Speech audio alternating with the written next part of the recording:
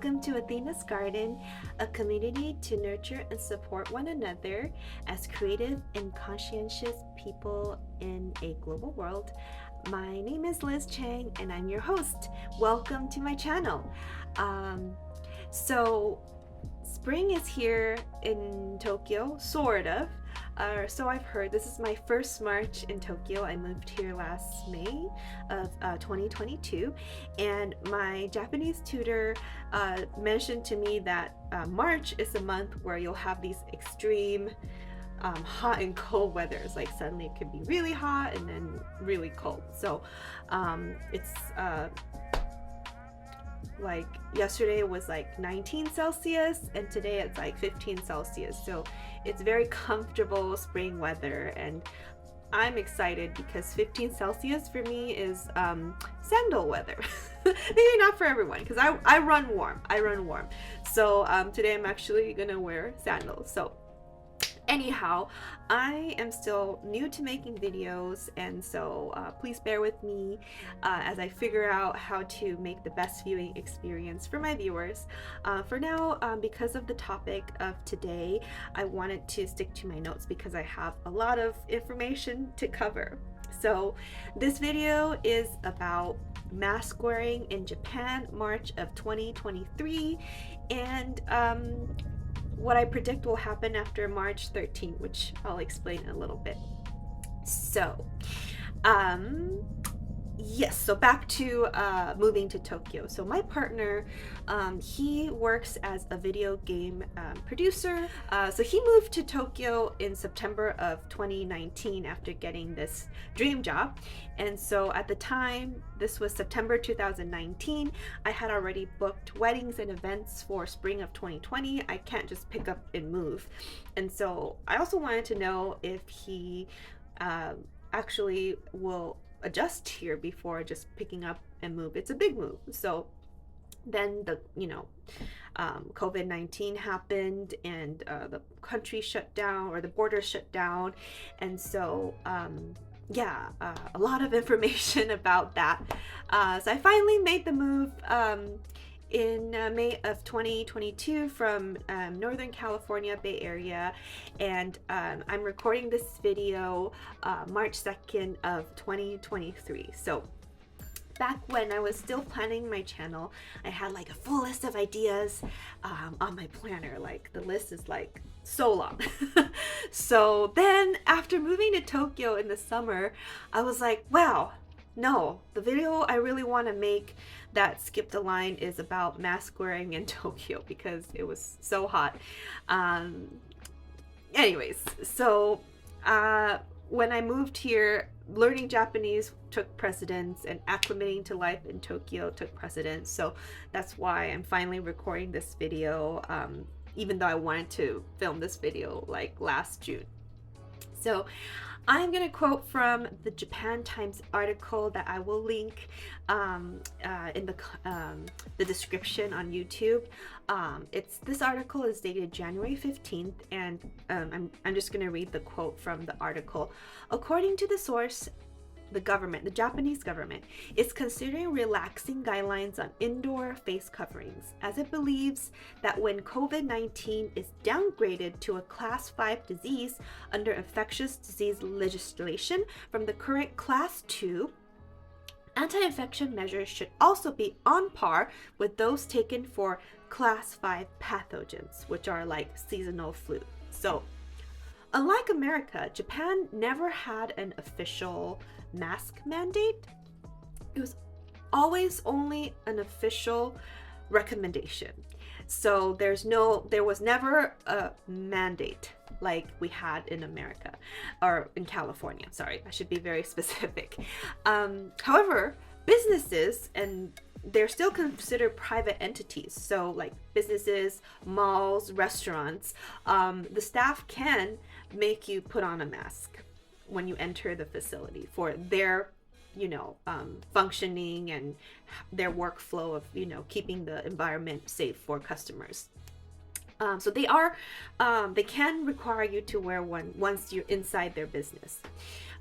So my husband heard from others, like, people he works with or has meetings with other vendors, who are more familiar with the Japanese constitution, is that it is unconstitutional for Japan to actually have a mask mandate. So, however, because Japan is more of a communal culture, there was never a need for the government to say wear a mask, because they wore one. They didn't have to convince the citizens that wearing a mask was a good idea to protect yourself and others, especially with others that might be immune compromised, or the elderly population in Japan, to protect their health, because they were at a greater risk. So I will preface this video by sharing that everything I talk about is, of course, 100% my opinion and observation, and I hope you can see that I'm approaching this topic very thoughtfully and respectfully. As it is very easy to impose like our values and judgments onto another culture and dismiss their train of like thought and behavior. So that's not what I'm here to do. I'm not here to judge anybody. I just want to provide a different perspective and analysis when looking at the mask wearing behavior in Tokyo. So if this is your very first time meeting me here, let me start by sharing that Japan is my 7th country as a new immigrant. I have lived in 6 different countries before Japan, and so my perspective is derived from my own experience as a citizen of planet Earth, my background in social science, and working in a very diverse and multicultural setting in my adult life. So because of that, I have adapted really quickly to observe social norms and patterns when I moved to a new country very fast, because it was a survival skill. So that preface being said, the next thing I want to mention is that when I was in Taiwan during SARS-1 that happened in 2003, and so public mask mandates were not a new thing to me, and masking culture in East Asia, and why we should wear one when you have a pandemic was not a new concept to me. So I did experience like the opposite of that, like SARS, 2003 in Asia, and then COVID-19 2020 March in the US, where there was a huge resistance to the suggestion and like mask mandates. So at the time it was kind of frustrating, because it seemed like a good common sense practice for an airborne pathogen, as a general like health virus, virology or bacterial, thing. But the difference is like SARS did not hit US or Japan in a very significant way. So like for example, in Taiwan, they had all the policy measures already in place. They were prepared. They were like, boom, shut down borders. Everyone, wear masks, So Taiwan had the system in place, which meant that they were able to control the rates of infection a lot better than US, statistically speaking. So on the other hand, about the mask wearing, like the science to it, I will leave it to the infectious disease experts about whether the efficacy of mask wearing, will prevent, the spread of COVID-19. Like, I'm not commenting on that. Well, I'll leave that to the infectious disease experts. So even though they seem to also disagree with each other, but anyway, let's not focus on that. Okay. So when I first moved to Tokyo, I was wondering why over 90% of people are wearing a mask, even outdoors in like 35-degree weather in the humidity, despite the lack of a mask mandate. Even though I did understand, communal culture, protecting others, having other people's well-being in mind. So then I was like, yeah, I should follow the informal rule, because when in Rome, right? Well, it's a little more complicated for me. So over the 10 months that I've lived in Tokyo, I had multiple in-depth discussion with my husband, who is Korean, of Korean nationality. So we're both, immigrant or expat here in Tokyo. And I struggled so much with wearing a mask in the summer because it was just so hot, having been used to the dry, lovely weather in Northern California. And so for me, I thought this was really extreme because I had all these kind of skin issues, eczema, mask knee, or contact dermatitis or acne mechanica. Yes, I'm also a licensed esthetician, but it was giving me all these rashes and I was just so miserable. So where I stood, if the majority of the citizens already had access to 3 shots, theoretically, based on the science, we have herd immunity. So as long as we practice good common sense, like, washing our hands, wearing a mask in enclosed spaces with no ventilation, like inside crowded trains, planes, or a crowded restaurant, as long as we keep washing our hands, sanitizing, checking our temperature, and staying home if we feel ill, like we are actually doing our part to prevent the spread of COVID-19 and other airborne diseases, right? And that is a sign that we do care about our fellow community members, especially the immunocompromised and the elderly. So my husband also lived in 4 countries and 4 different continents. Where he stands is a little different than my perspective. So he personally gets upset when he sees foreigners not wearing masks because he believes it makes all foreigners look bad in the eyes of the Japanese community. To give his sentiment a little more context, he is drawing from his experience, from experiencing like aggression and microaggression that he experienced as an Asian man in Western countries that he's lived in, like Australia and the US. And so there's a general unfair treatment towards immigrants in Western countries, and actually all countries have their fair share of anti-immigration and anti-foreigner sentiment. Let's just be fair about it. So in the US in particular, there's an additional layer to that. You might have heard the model minority stereotype, where Asians are praised for their, social economic mobility and success, which kind of fuels the false myth of, the American dream, where, if anyone works hard enough, pull themselves by their bootstraps, they can be successful. Well, in America, we mostly define success by how much money we make. Again, perhaps a different topic for a different time. But all immigrants have to overcompensate, work harder to overcome them being an immigrant.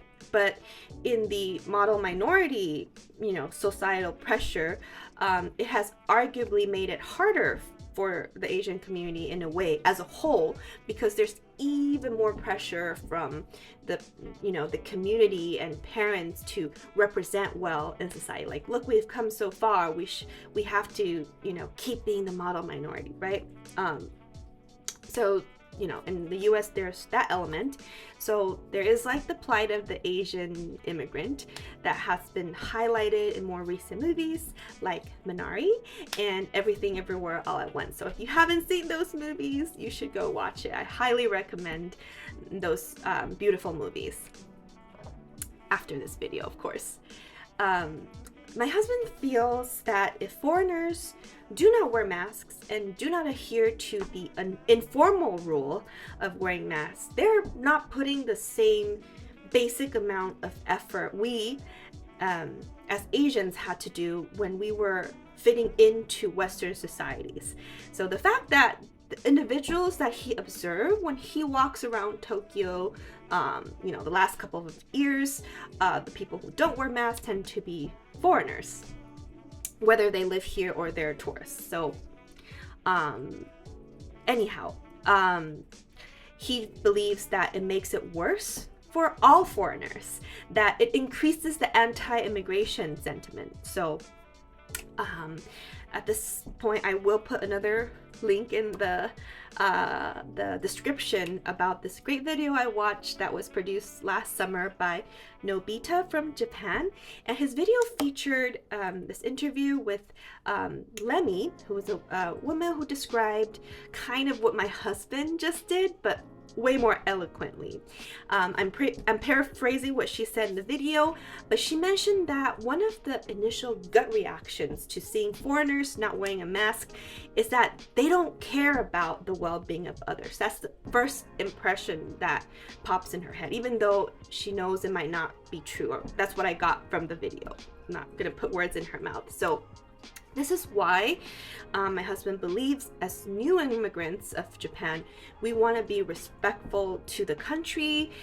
We want to fit in and not make Japanese residents around us feel uncomfortable. So I don't want to be thought as not caring for other people's health and well-being, right?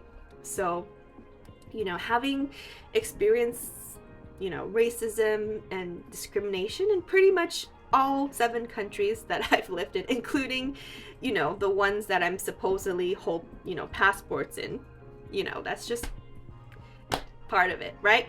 I do know a thing or two about trying to fit in, but let's start with why our default brain state is to categorize people into schemas or mental shortcuts. So you might have come across this term, schemas, in news articles or social science classes, psychology classes.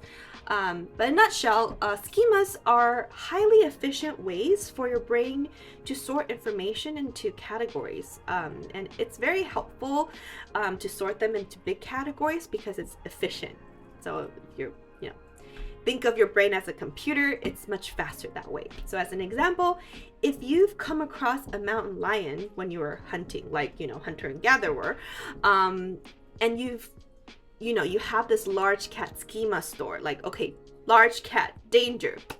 And then on your other hunt, you encountered a cougar with similar features, with, the shape, the teeth, the look. Your brain doesn't need to wait around to collect further data on whether a mountain lion is dangerous or the cougar is dangerous. It's already dangerous. And that's how our brain works with generalizations and schemas. But the downside is we can start to overgeneralize, and it can lead to more bias. So if we want to be a conscientious person in a global world, in order to stop discrimination, we must constantly, actively update and fight the schemas in our brain that automatically forms in there to prevent ourselves from forming rigid stereotypes.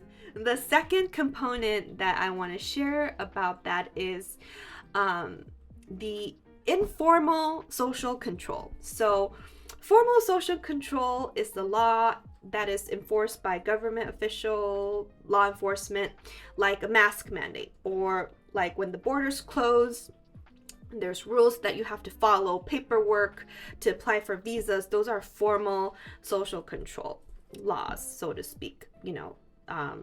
Like you need 3 shots to enter Japan. You need to take a COVID test within 72 hours of boarding. That was, previously before they relaxed the rules. Things like that. These are official, rules. Formal social control. And I had a discussion about this topic with my Japanese language tutor earlier this week, and I told her that while I was working on set as a hair and makeup artist last week, all of the talent who sat in my chair were Japanese. They spoke English. I was lucky I didn't have to speak Japanese. My Japanese is not ready yet. So I was wearing a mask, not because I was worried about them feeling uncomfortable. I did it because I have allergies and, hay fever, springtime, I'm like, runny nose and stuff. I used to feel so self-conscious about it. And so now with a mask, if I have a little bit of a runny nose due to allergies, I don't I feel more comfortable being close to my client's face that way.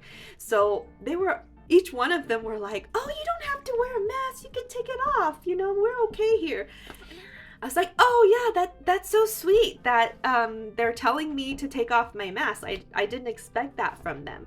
So anyway, I explained, to them I had allergies, but thank you for telling me. And then there are people that are, giving me looks when I take off my mask on a non-crowded street outdoors.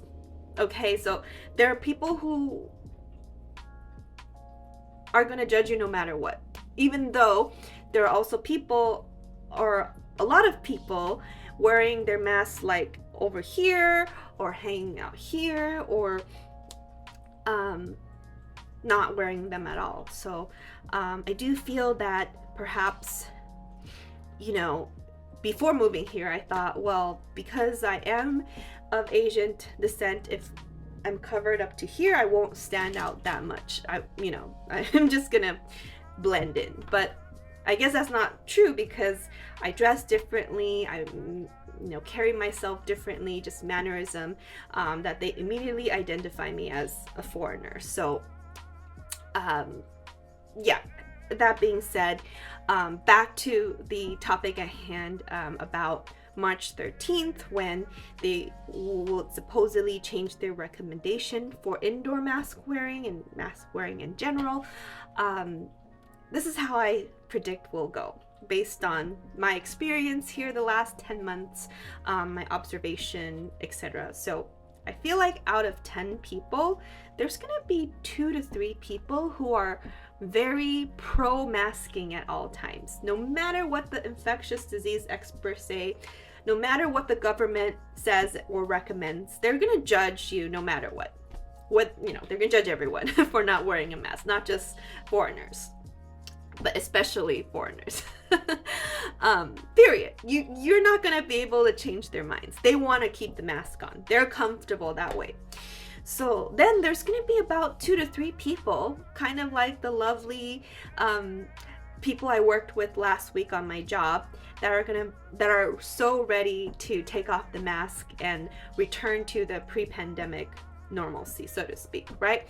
They're ready to take it off. So then I guess there's gonna be the remaining like 4 to 5 people who are gonna look around and see what the majority of the people are doing, regardless of how they feel. Because as mentioned,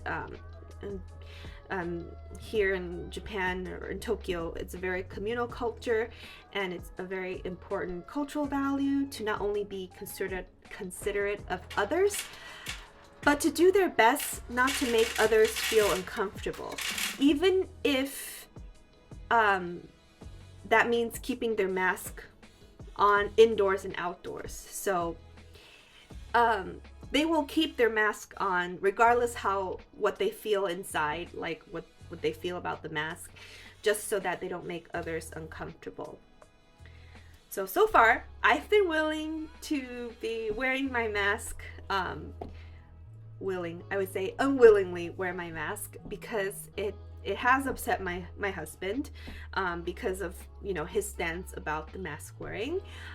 What will I do from now on? I will continue to exercise my common sense as usual.